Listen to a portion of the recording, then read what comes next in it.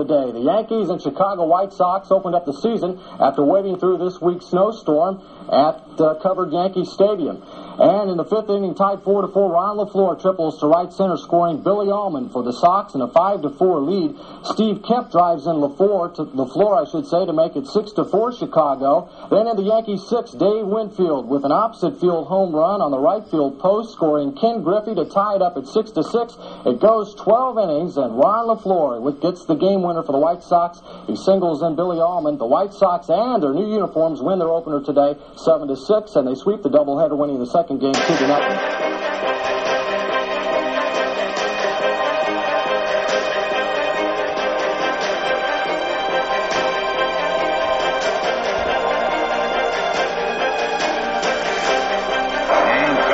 One more time, set. And here comes the 2-2 pitch to Edgar Martinez down. The fastball swung on him at the deep center field. And Bernie Williams goes back. Get out the run, Buster this time, Grandma. It's the grand slam. And the series leader takes the check. I don't believe it.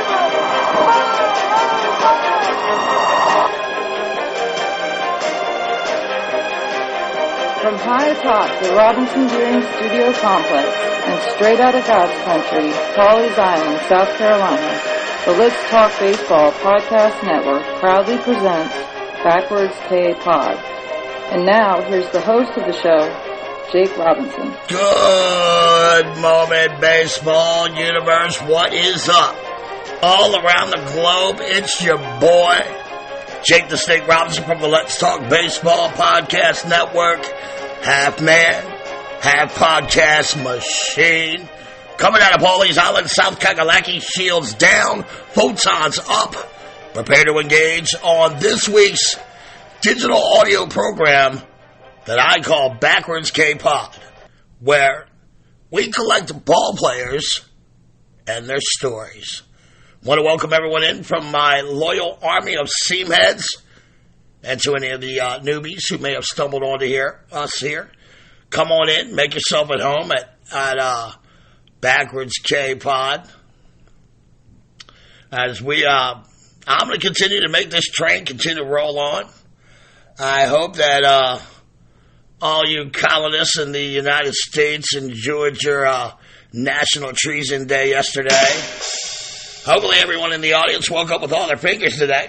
And I'm loving the diversity of the show catalog, as I've covered over 151 years of baseball in 7 months, from the history of the Braves beginning in 1871 all the way up to the 2022 Savannah Bananas.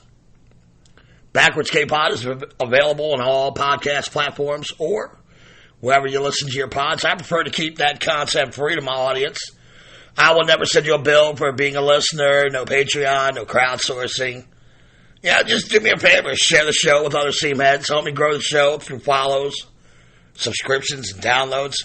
And if you're on Apple or Spotify, please remember to rate and review me as you see fit. I ain't scared. And look, I hate asking you for even that, but they're valuable to me, and it helps me continue to do what I love to do more than anything in the world, and that's talk baseball.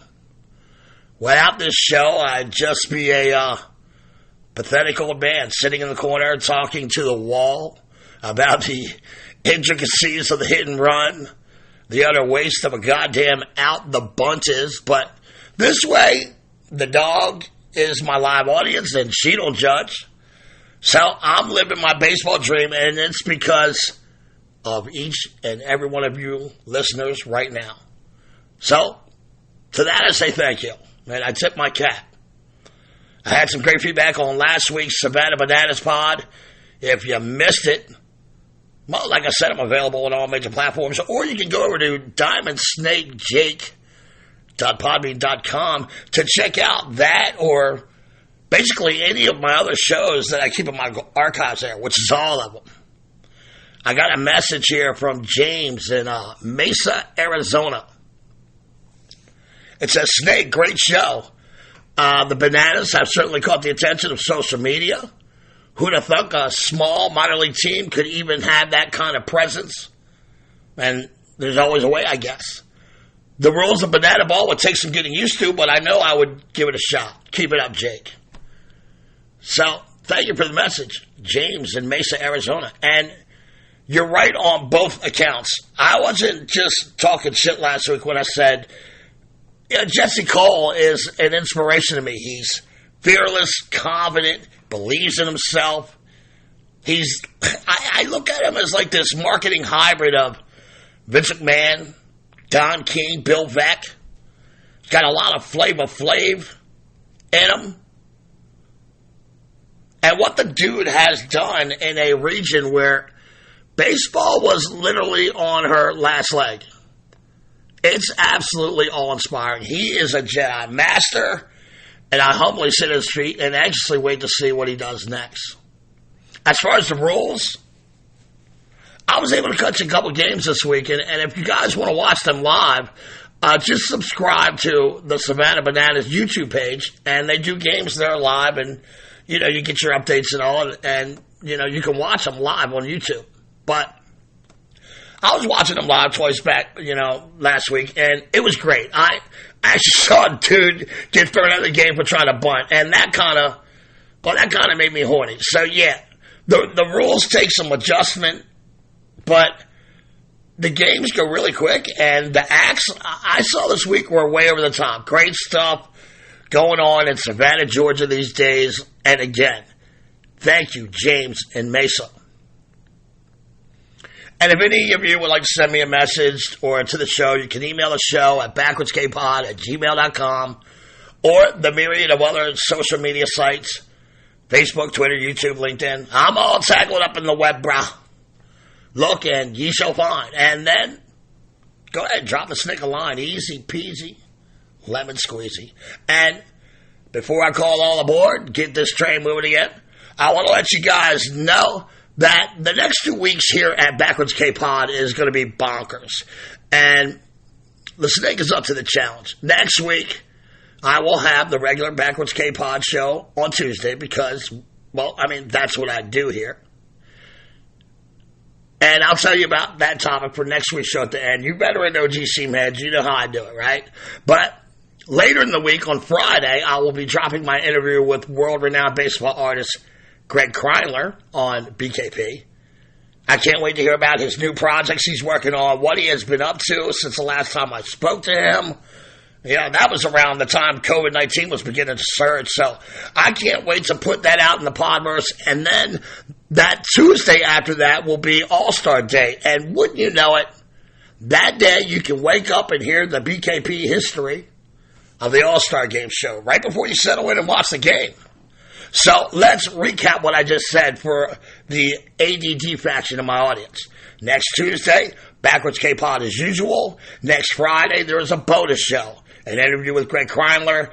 And then on Tuesday after next week, the history of the All-Star Game on the day of the MLB All-Star Game.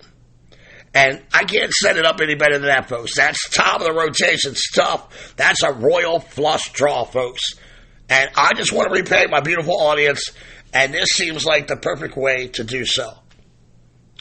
Now, that I got all that out of the way, let's get this train rolling as we are headed to Motown, Detroit, Michigan this week to examine one of the most remarkable journeys to the major leagues ever in the history of baseball. And most of you know I'm a sucker for that kind of shit. I love the struggle of getting to the show, whether it's Levon and El Duque escaping the clutches of Fidel Castro, or Nolan Ryan going straight from Texas high school to A-ball, dominating minor league hitters, or even guys, like Nomo, Ichiro, Otani, using the Japanese posting system. And, of course, there's Jackie Robinson, defying all odds and loud opponents, changing the game forever. And these stories fascinate me. That is why I chose to highlight today's topic, because of his unusual journey to the big leagues. And the odds of becoming a professional athlete in America, it's extremely slim. Met T-ballers graduating to Little League and high school baseball. Some of those guys go on to play college ball. And the odds of a high school baller going on to be drafted by MLB is about 1 in 200, or around 0.5%. While beating and overcoming these odds is extremely impressive, today's topic, Michigan native Ron LeFlore, he overcame even bigger odds. He would overcome and transcend the walls of the Jackson State Penitentiary to take his place in Tiger Stadium in probably one of the most inspirational sports narratives of the 20th century. Defying insurmountable odds, including never playing organized baseball, LeFlore would rise above a severely disadvantaged childhood on the rough streets of East Detroit, as well as 3 years in prison before he became a Major League All-Star. Ronald LeFlore, he was born June 16, 1948 in Detroit, Michigan, to John and Georgia LeFlore. He was the third of 4 sons in the LeFlore family pack. John LeFlore was a native of Mississippi who moved to Memphis, Tennessee as a child. And there he would eventually meet his wife, Georgia. The couple lived in They lived in Memphis till 1943 until they finally emigrated north to Detroit in 1943 looking for employment. John would initially find work in an auto factory, but he constantly battled alcoholism, and it was hard for him to hold a steady job.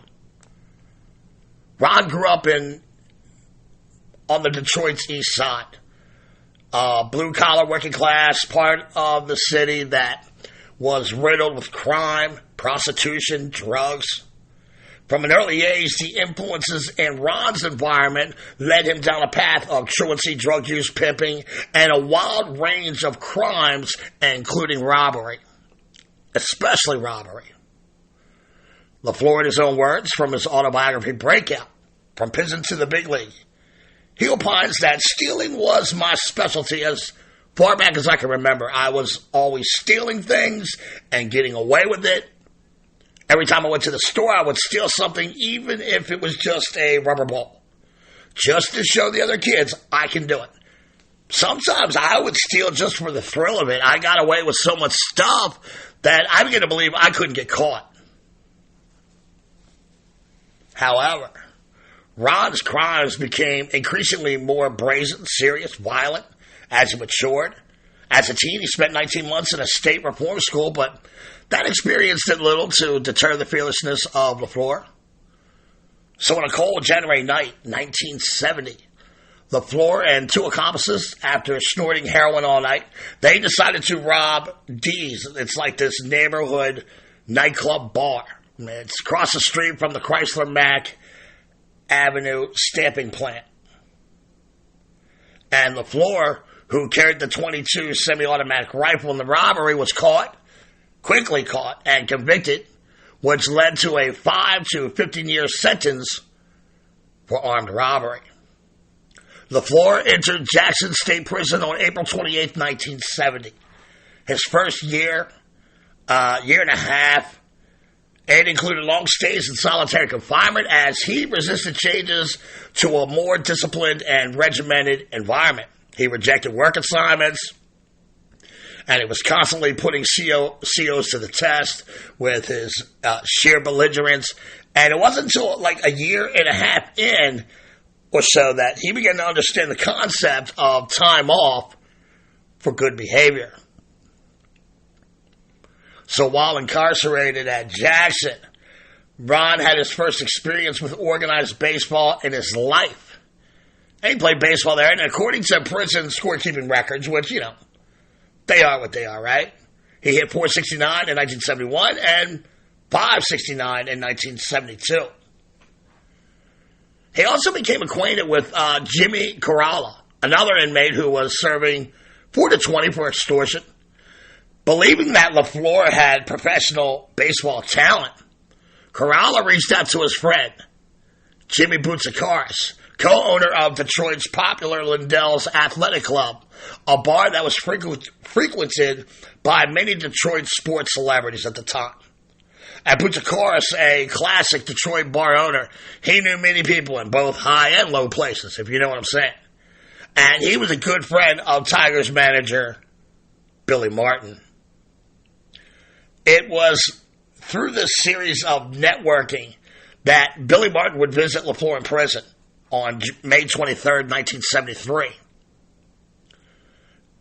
And Billy went there, helped him secure like this weekend furlough in June to participate in a Tigers tryout. After the tryout, Billy Martin, he couldn't believe that this unpolished baseball gem was sitting in a Michigan prison, just miles from him. And he told LeFlore, stay out of trouble, keep a low profile, and they would talk when he was released. Well, LeFlore was released from prison on July 2nd, 1973, and immediately signed a contract with the Tigers that paid him a $5,000 signing bonus and a $500 a month for the remainder of the 1973 season.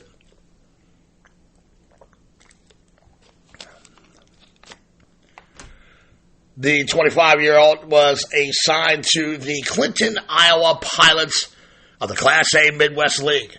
And that was under the watchful eye of baseball guru Jimmy Leland. And it was there that LeFlore began his transition from prisoner to pro baller. And Leland can remember having reservations about bringing LeFlore in. When I was told I was going to get him, frankly, I didn't know what to expect. I presumed all kinds of problems with the guy on parole. Could he cross state lines?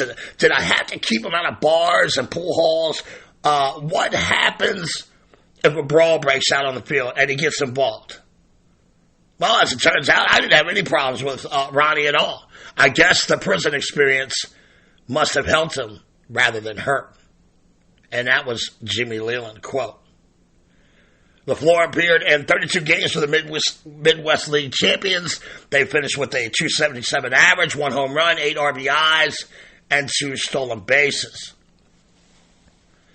From that first season, LeFlore likes to recall how scared he was at the plate. In prison, he had only seen a breaking ball once. But when he went to the minors, he was fed like this daily dose of them by the literal hundreds, maybe thousands. And most of the curves he saw on the farm, they were shitty. But they did give Ron fits in the beginning. He can remember reading hard inside fastball, but at the last second, the ball would tip over the plate, and he would be jumping out of the way of called strikes.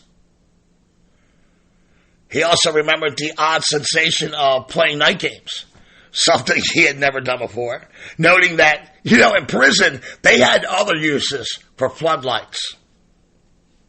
LeFlore started the 1974 season with the Class A Lakeland Tigers of the Florida State League. And that was before being called up to AAA that same season. Ron would actually lead Lakeland with a .339 batting average and 42 stolen bases. At AAA, he appeared in only 9 games before being called up to the Tigers. Big club because they had an injury to 4-time Gold Glove winner and center fielder Mickey Stanley, who had broke his hand. On August 1st, 1974, Ron LeFlore made his Major League Baseball debut. And, think about it. This is after only a little more than 3 years out of prison. Never played organized baseball in his life. And here he is now, a rebuilding piece on a last-place Major League team in just the beginning stages of the rebuild. And that involved replacing nucleus parts like Al Kaline, Willie Horton, Mickey Stanley, Jim Northrup. LeFlore went 0 for 4 with 3 strikeouts in his debut versus Brewers pitcher Jim Slayton. But he felt comfortable. The next day, the rookie center fielder recorded his first hit, a 9th-inning single off Clyde Wright. He also stole the first 2 bags of his career on that game. And 10 days later, he dropped dong on Royals pitcher Nelson Brow's lips for his first big league home run. LeFlore started 59 of the Tigers' last 60 games that year. He finished with a 260, 301, 323 slash. 8 doubles, 66 hits, and 272 plate appearances. 2 home runs, 13 RBI, and 23 stolen bases. Defensively, he was a huge drop-off from Stanley, as LeFlore committed 11 errors and finished with a pathetic .935 fielding percentage. But despite all his raw, natural talent, Ronnie is still learning the game. You know, in prison, he could hit the piss out of the ball, run faster than anyone.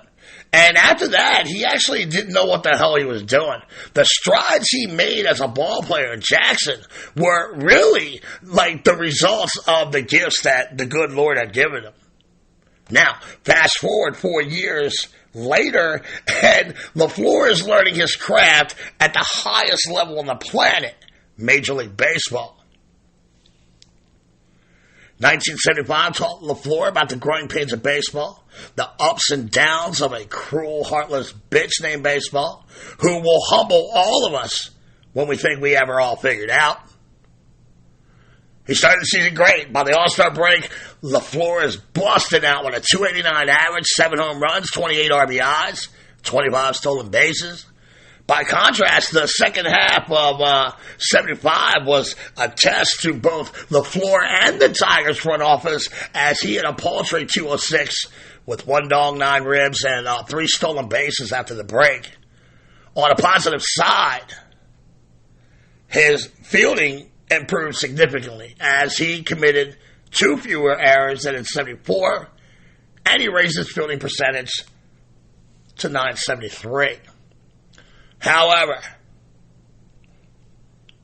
in the next 4 years would see LeFlore reach breakout levels beyond anyone's expectations. In 1976, LeFlore had a breakout year, which was overshadowed by 21-year-old pitching phenom Mark the Bird Fidrich. Man, I'll surely be doing a pod on Mark Fidrich at some point here, Backwards Cape Pod, where we collect ball players and their stories, so stay tuned. Anyway, where was I? 1976. Okay, 76, despite suffering through the trauma of his little brother Gerald being murdered in an East Detroit drug war, LeFlore starts the season off with a career-high 30-game hitting streak, which saw him bang out 51 hits and bat .392 from April 17th to May 27th. On July 13th, Rusty Staub, Fidrich, and LeFlore are the trio of Tigers sent to represent Detroit in the 1976 Midsummer Classic, held in Filthy at the Vet, which saw the NL molest the AL 7-1, pretty much a daily routine for the NL back in those days. I'll be talking about the All-Star game a lot in 2 weeks. LeFlore continued to rake after the All-Star break until he ruptured his tendon in his knee, and that abruptly ended his season on September 12th. He finished with a .316 average, 58 stolen bases, and that was second in the AL to Oakland's Bill North, who had 75. Now, coming back from that injury, it took time. And after a slow start to the 1977 campaign, LeFlore took off in June. From the 12th of June to August 1st, Ronnie hit .363, the most productive 5-month span of his career. For the year, he played in 154 games, finished with a .325, .363, .475 slash. His 212 hits were second only to Rod Carew. He also finished with 30 doubles, 10 triples, career high 16 home runs. To go along with those 39 stolen bases, he finished 5th in the AL in total bases. And he was beginning to show some power, which the Tigers had always hoped he would develop. LeFlore was recognized as the Tiger of the Year by the Detroit chapter of the Baseball Writers Association of America. He enjoyed in another season, another fine season in 1978.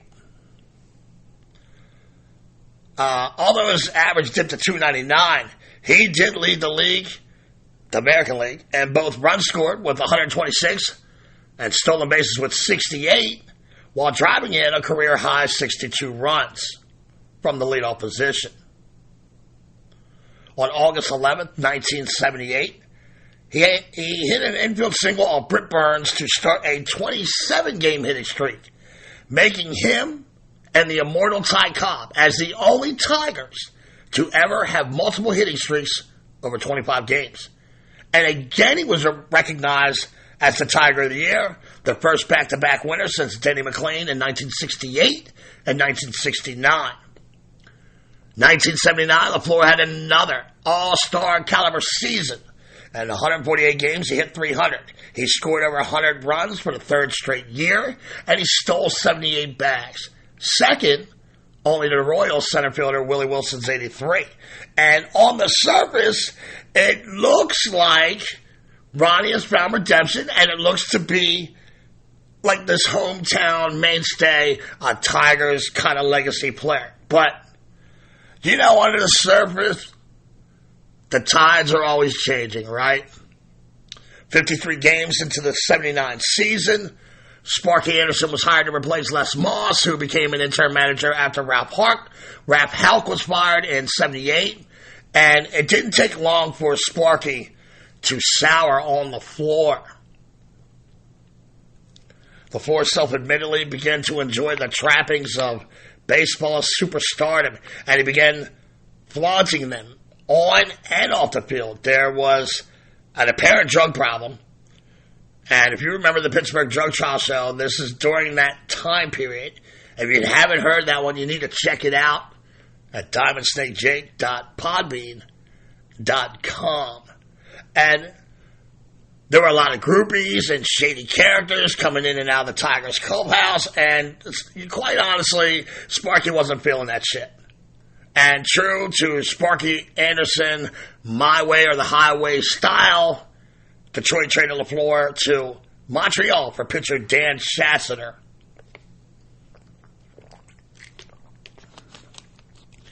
And on paper, the deal was lopsided in Montreal's favor, actually. LeFlore was coming off a toured 4-year stretch of ball, and he seemed to be, a player entering the prime of his career. And he had established himself as a premier base stealer in the game. Schatziner was a young southpaw who had just enjoyed what turned out to be his career year at 25 years old in 1978. But he did go 10-5 for the 79 Tigers with a 2.83 ERA. And 2 years later, Detroit would flip him, along with Mike Chris, to the Giants for outfielder, designated hitter Larry Herndon, who, he was a key cog on the 1984 World Series champion Tigers team. And at some point, I would like to talk about that 1984 Tigers team, too. So keep an eye out for that one day. LeFlore, he was initially caught off guard by his hometown team's move here, but he went into Montreal and he accepted the Expos' young brand of running gun style. He swiped 97 bags to lead the NL, hit stolen bases that year, and he became the first player in baseball history to lead the AL and the NL in stolen bases in a season. The Expos would finish 90-72, a single game behind the Phillies, who would go on to be the 1980 World Series champions. And I talked all about that pennant chase in the Death of the Montreal Expo show. If you haven't heard that, you should definitely post up on that one. And you can find that at diamondsnakejake.podbean.com. But by this time, the writing is on the proverbial wall. There were rumors floating around that he was snorting cocaine, shooting smack. His reckless behavior was having an adverse impact on the young, impressionable Spos, a fact that top brass did not fail to see. And after one very productive season in Montreal, they let him go on the free agent market. On November 26, 1980, Ron LeFlore signs a multi-year deal with the Chicago White Sox, but his team there was a total collapse of his game as he was plagued with erratic behavior, disputes with management, and By the end of the 1982 season, he is being arrested for guns and possession. Now, that's a charge that he would beat in court, by the way. Battling a drug problem and diminishing skills, LeFlore was released on April 2nd, 1983, and his 9-year MLB career was over. Following his release from baseball, Ron became like this roaming baseball nomad. Now, I've talked about this before. You know, it's kind of sad. Mel Allen kind of went through this when he was fired from the Yankees initially, before This Week in Baseball came around and resurrected his career. And here's Ron LeFlore. He doesn't know what to do now. He's got a drug problem that he's trying to kick. He's trying to do the right thing, trying to stay out of prison. But he's just roaming around trying to stay relevant in baseball. And I always find that sad. Following his release from baseball, you know, he 1988, he's working as a baggage handler at the airport, and he decides he's going to attend Joe Brinkman's umpiring school. But he failed to finish high enough in his class to qualify for a job in the minor leagues. He did find good times and opportunities in the Senior Professional Baseball League when he played for both the St. Petersburg Pelicans and the Bradenton Explorers. And this was a league with many other MLB players from the 70s and 80s. And he had good times there. In 2000, LeFlore was hired as the manager of the now defunct Cook County Cheetahs of the Frontier League. Spring of 2003, he's hired to be a manager of the fledgling Canadian Baseball League in Saskatoon.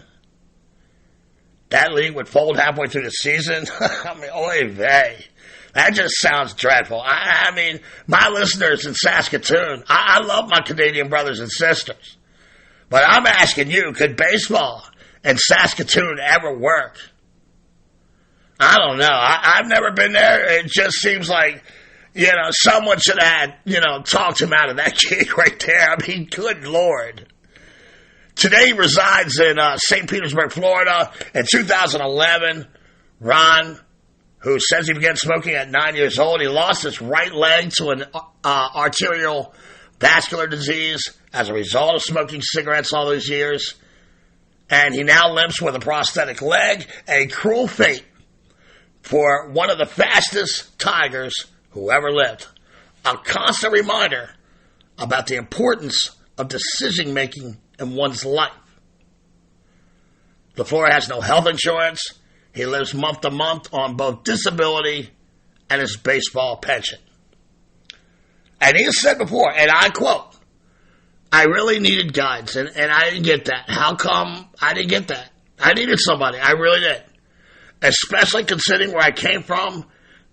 Just think, if I had played baseball as a kid instead of running the streets, just think, if I had improved my skills instead of going to prison, how good could I have been? Who knows? If I had received the proper guidance I needed in my life, all my life, I could have had some Hall of Fame stats." And folks, he ain't lying. He does have a point. But there's that 4-year stretch from a guy who, I went through the research. I never saw that he played anywhere. Little league, high school, college. It's just supercilious. Yeah, that's a real word. Google that shit. Supercilious. I tell you. He batted .310, stole 243 bags, scored 429 runs in that span. It's insane. That's all raw, natural athletic ability. And while baseball was his Shawshank escape from Jackson State Prison, the resulting fame, it was like this double-edged curse. He was never able to quit cocaine or heroin before it destroyed his baseball career. Although he's finally free of those demons at 74 years of age now. Ron LeFlore left his footprint in the baseball sands of time, and no one can take that from him, ever. Even with this fall from grace. LeFlore accomplished so much in professional baseball that in itself is a major feat.